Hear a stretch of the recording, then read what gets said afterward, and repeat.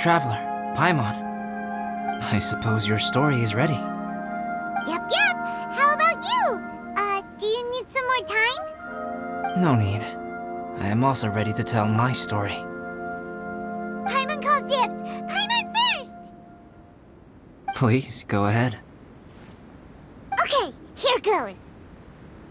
Once upon a time, there was an evil researcher who went into the mountains and did a crazy experiment on whopper flowers to transform their appearance. After a lot of pain and suffering, the whopper flowers finally took on a human form. Then they stood by the side of the mountain to wait for unsuspecting bypassers. To whoever spoke to them, they would ask them questions such as, "Who am I? Who are you?" If the bypasser got the wrong answer, the last sound they'd make would be a yelp before the whopper flower ate them alive in one bite. Ooh, truly frightening. What the? You two aren't scared at all! Don't go nitpicking, okay? If you didn't like the story, go write your own!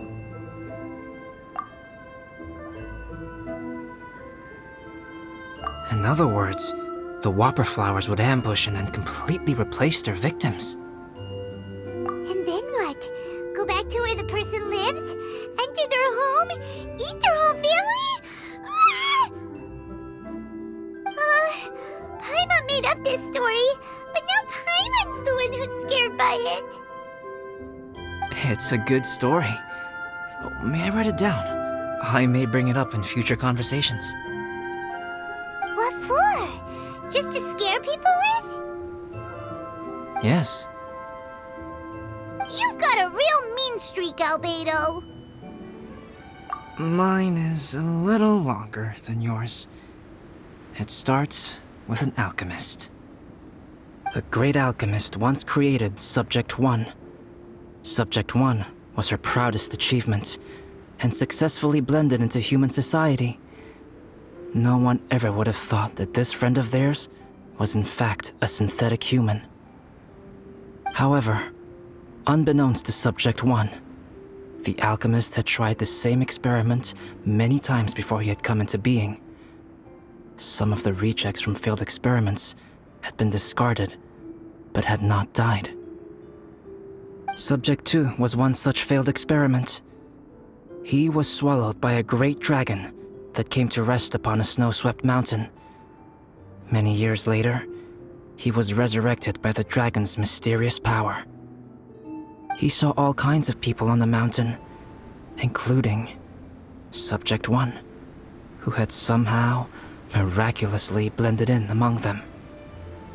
Never in Subject 2's wildest imagination had he thought it possible for experimental life forms such as they to deceive everyone so successfully. He saw the way humans accepted Subject 1 as a friend, witnessed their affection as they addressed him by name. This was what Subject 2 wanted. Now, all that Subject 2 desired was to replace Subject 1 and take the joy of his existence for himself. This is giving Paimon the chills.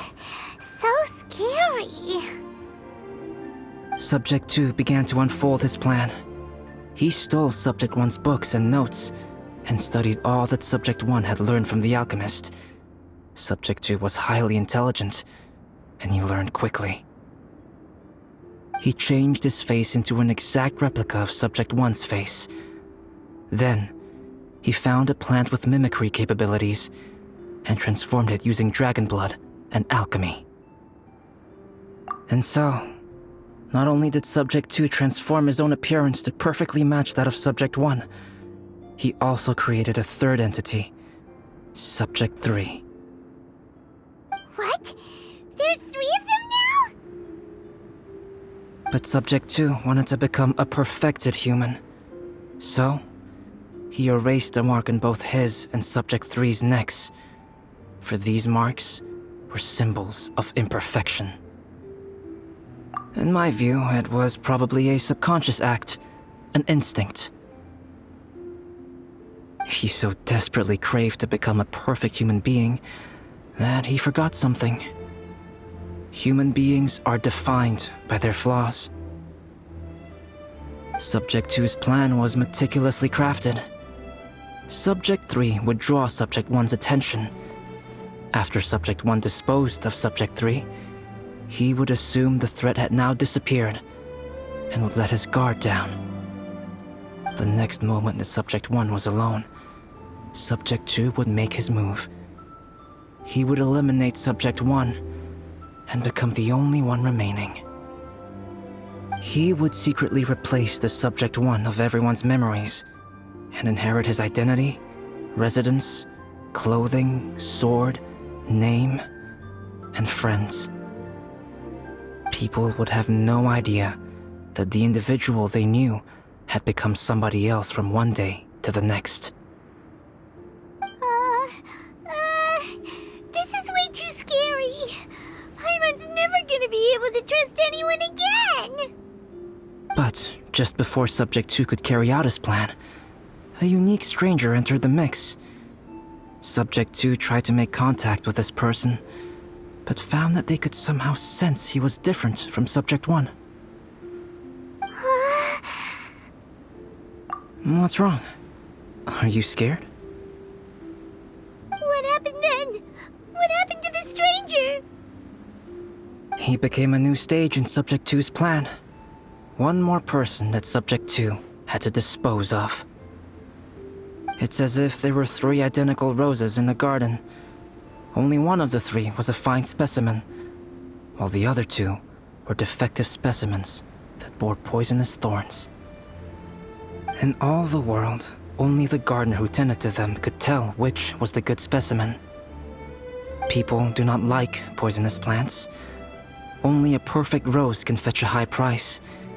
If the inferior specimens wanted to conceal the fact of their worthlessness, they would have to take the gardener out of the picture, using their poisonous thorns. This is exactly what Subject 2 was thinking. So, he hid in the shadows and waited patiently. Maybe soon, he would get his chance to become truly human.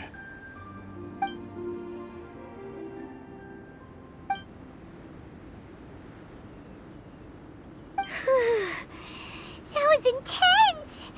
So what happened after that? Did Subject 2's plan succeed? Paimon can't bear thinking about it. Fortunately, it is just a story. And even in this story, Subject 2 did not succeed. But you can never let your guard down on Dragonspine. Monsters mutated with Durin's power and blood are also creatures of Rhine-Daughter, just like me. You must beware of all such creatures. I'm glad to hear that. It's okay. I know what I am. You and I are both different, so there is no need for me to hide the truth from you. The only thing is that sometimes, when I think about how mighty the power of alchemy is, I feel so small. As beings who set foot in this world, how arrogant are we in desiring to control our destiny and in desiring to create? Is creation an arrogant act, traveler? If not, why do we call the ones that created us and control us gods? If it is, then what qualifies us to call ourselves creators? How far must we take our reverence and respect, and what purpose does it serve? Nothing special, but Whenever I think about it, I feel a twinge of grief. Poor Albedo. Hello? Traveler, are you here? Hey, is that Amber? Thought we might find you here. We're here to deliver a message from Cyrus. There's gonna be a big event down at the base camp, and they want you there too, Traveler. Winter camp is nearing its end. Apparently, even provisional instructors are required to attend. Looks like we need to go, Albedo. Bye for now. Then I won't keep you. I have some things to attend to here, so forgive me for not seeing you down. Don't worry about it. There have been no issues getting up and down the mountain recently. Is everyone ready? Let's not keep them waiting.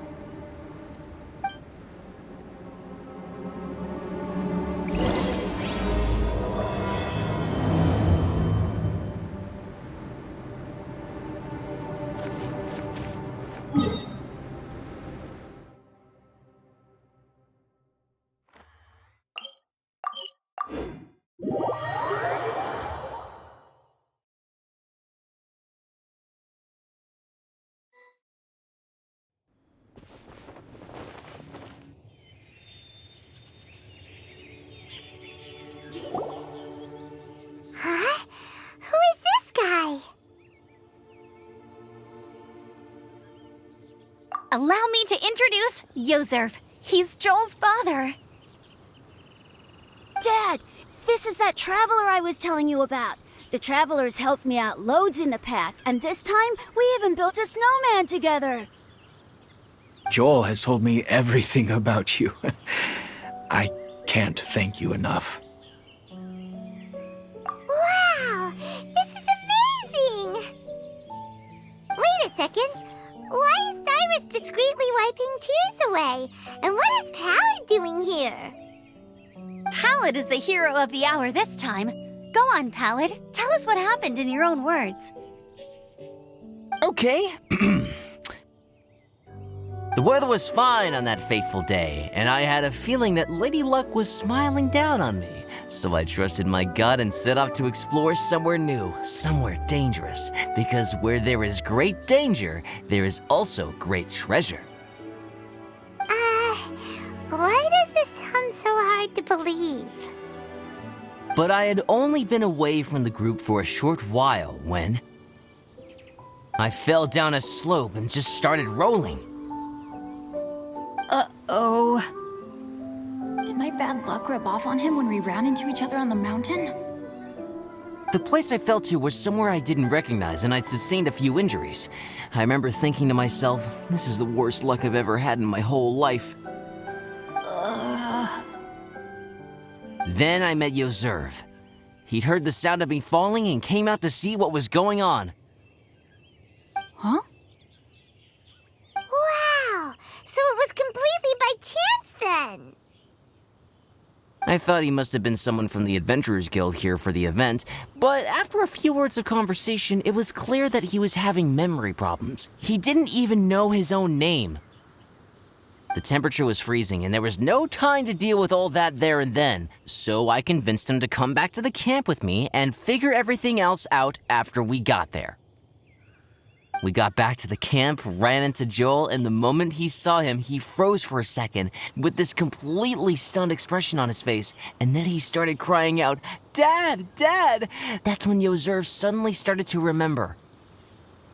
My memory has still not fully recovered, but Joel and his mother, they are the only ones that I will not, no, that I cannot forget.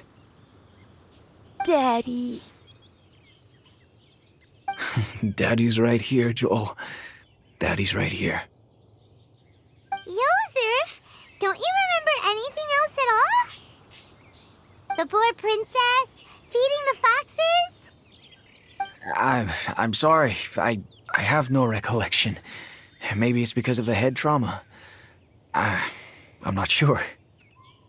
I woke up and found myself covered in blood. My things were gone, and there was nothing to indicate who I was or how I got there. I crawled into a cave and settled in for a slow recovery.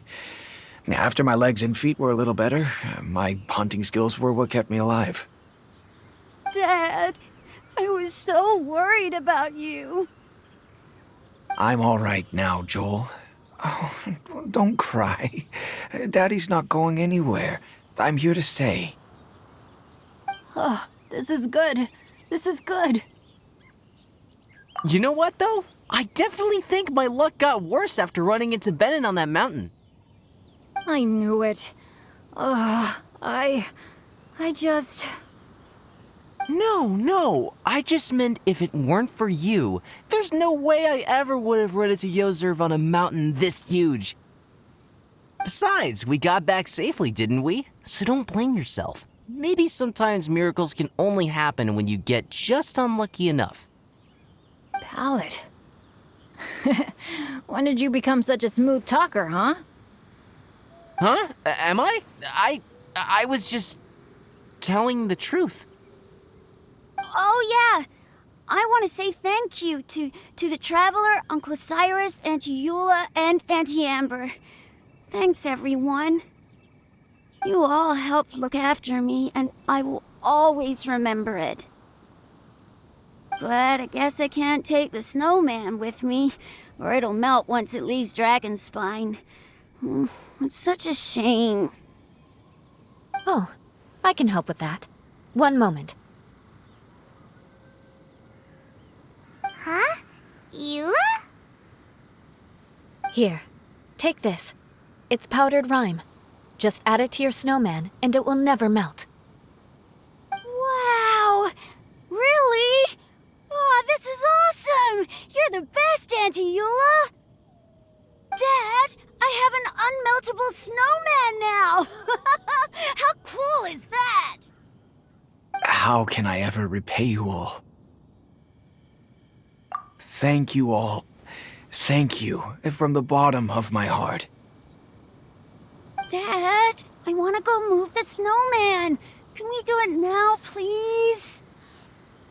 Okay. I'll be leaving with Joel now. I'm sure I'll see you all another day. Very well, very well. It's time for Pallet and I to have another discussion concerning his breaches of adventurer discipline. Huh? But Cyrus, I think I kind of made up for my mistakes this time, you know? See you guys! Oh, I made this for you and Amber. Think of it as a winter souvenir. Are you sure? This must be really important to you. Come on now, just take it. No need to make such a fuss. Wow! Now our snowman won't melt either! Great! You're welcome. Just keep it. That's all I ask. Amber and I have some business to attend to now. See you later.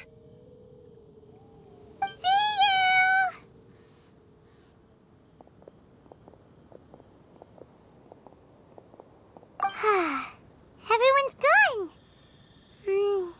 Seems like they've all got their own stuff to do now. Oh! You know what? We've been on Dragonspine all this time, and somehow Paimon still forgot to ask Albedo about how to make a fruit juicifier machine that could keep the juice fresh. Maybe we should try Timaeus again. He does seem pretty eager to please after all.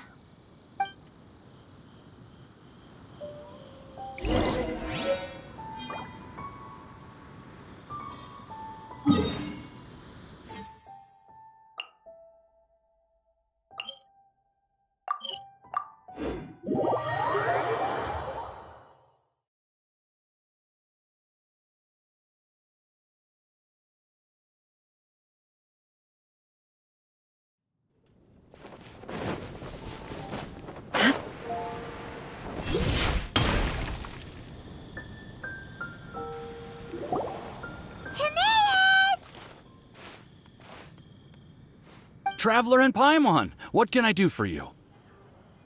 Wait a minute. You've got that mischievous look on your face. Oh, you're not still thinking about that ridiculous juicer thing, are you? Timaeus, will you help us? Well, if the Traveler isn't really interested, then, yeah, maybe I'll give this one a pass. It's just the weirdest request ever. No, but Paimon Sunsettias are gonna go to waste without it! And the time it would take me to research something like that, I could probably pick those Sunsettias again 10 times over. New research project, Timaeus? We meet again. Oh, Albedo, thank goodness. So the situation is, Paimon wants a machine that can turn fruit into juice and keep the juice fresh. I mean, surely it's... Majorly important, that's what it is. If you can manage to invent this, we'll never have to worry about fruit going bad ever again! That's impossible.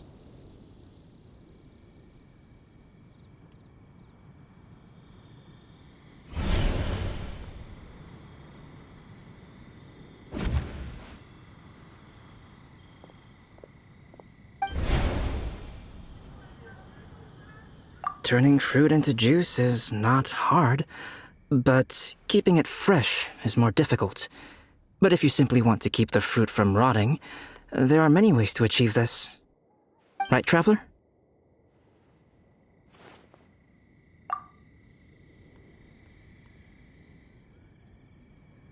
What about his neck?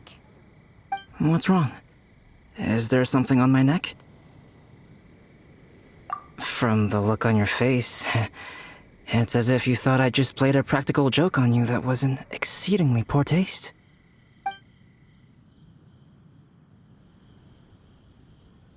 Albedo, you were saying, how do you stop fruit from going bad? Well, one way would be to bury your fruit on Dragonspine, where the snow never melts all year round. But then Paimon won't be able to eat them! You could always live on Dragonspine. No, too cold for Paimon. Or you can give the fruit to me, and I would take it to Dragonspine for you. But since you don't like the cold, you'd have to send someone else to pick them up when you want them. This is where you come in, Traveler. Suddenly sounds a lot more feasible with other people doing all the work. Okay then, shall we go with that idea? Fruit buried on Dragonspine will stay fresh for much longer. However, it is also possible that the fruit will sprout and grow into fruit trees. Who knows? Maybe the next time you visit, it will have grown into an orchard. You can water the trees, add fertilizer, and when they finally bear fruit, you will have some fresh Sunsettias. No way! Then Paimon will have to be a gardener. That's not the goal here. Oh? Well, I don't think being a gardener is so bad.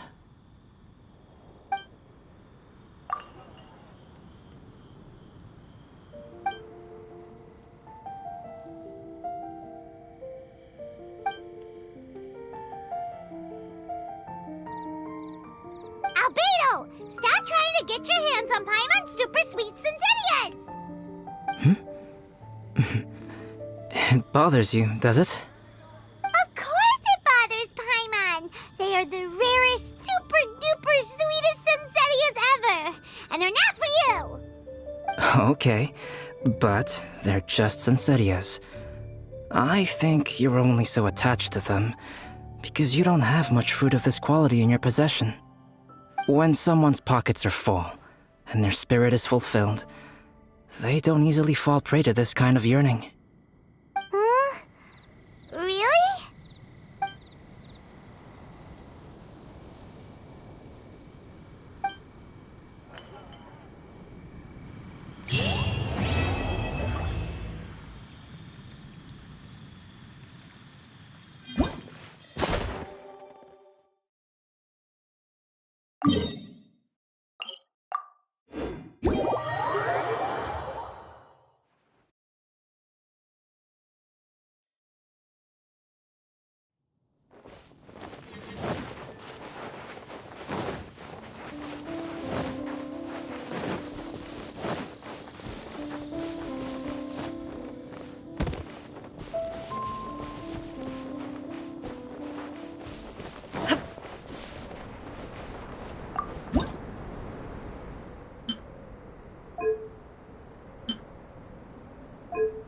The Winter Shogun approaches.